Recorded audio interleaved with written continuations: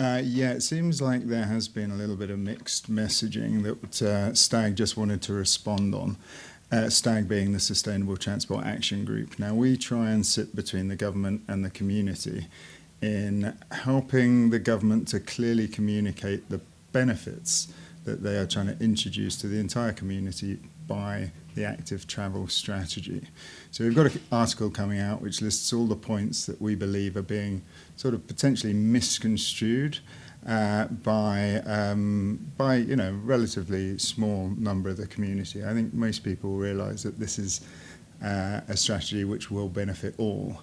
But recent comments from the Ministry of Transport have sort of conflicted with our discussions previously with the Minister, who is very much in support of the active travel strategy. Yeah, so when you talk about mixed messaging, could potentially one of those be where cycling now sits in the transport hierarchy? Yeah, I mean, it was a bizarre message to come out of the ministry, we think, because it was a policy that was created by the government and very much supported by the Sustainable Transport Action Group. I mean, always we have the pedestrians at the top, and then other vehicles that are not creating congestion or pollution and are actively giving benefits to the individual and the community will obviously sit in priority above those vehicles that are detrimental to our community. You say everyone wins from an active travel strategy, but only if the ministry honours its commitments. What in particular do you have in mind? It was pleasing to see this week that we have finally started to see, after a couple of years after we saw Minister Val Ban leave his position, there has been very little.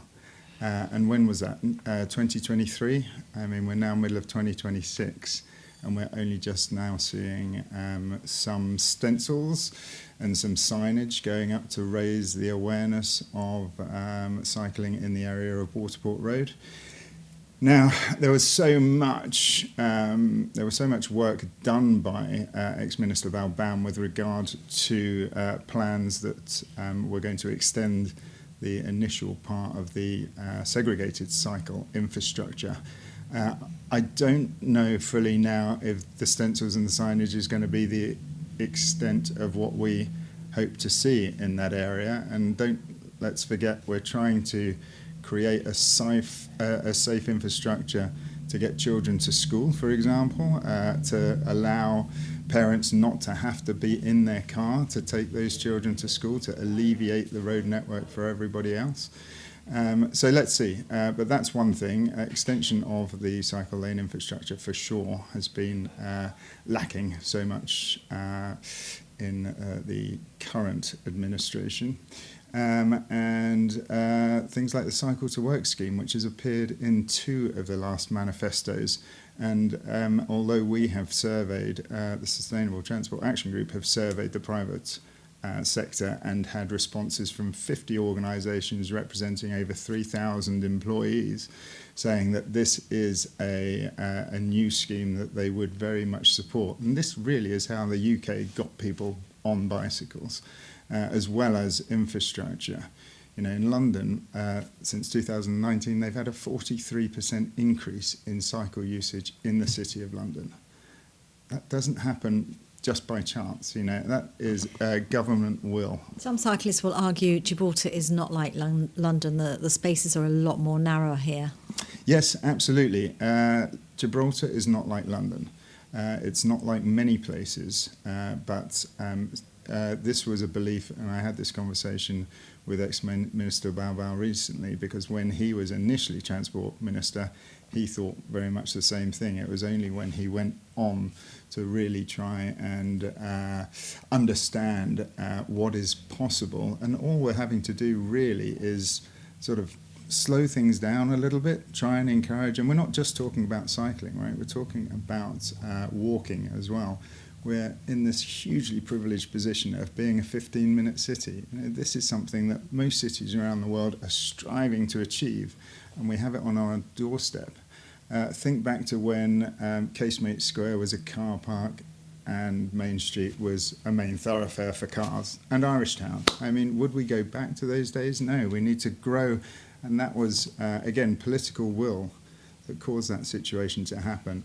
And ministers at the time with great vision and fortitude to get those policies through. And Stuart, finally, on the subject of helmets, the minister, an official at the Ministry of Transport, said that there was a potential for legislation that they were looking at. The minister clarified that and said, look, it's something that's always been looked at, but no decision has been made. What's your understanding of what the situation is at the moment? Yeah, that was somewhat surprising as well, because it sounded like it was policy that was about to be introduced, and we have always advised the minister, because he's asked our opinion, that we want to move away from any sort of policy which is going to retard the adoption of cycles.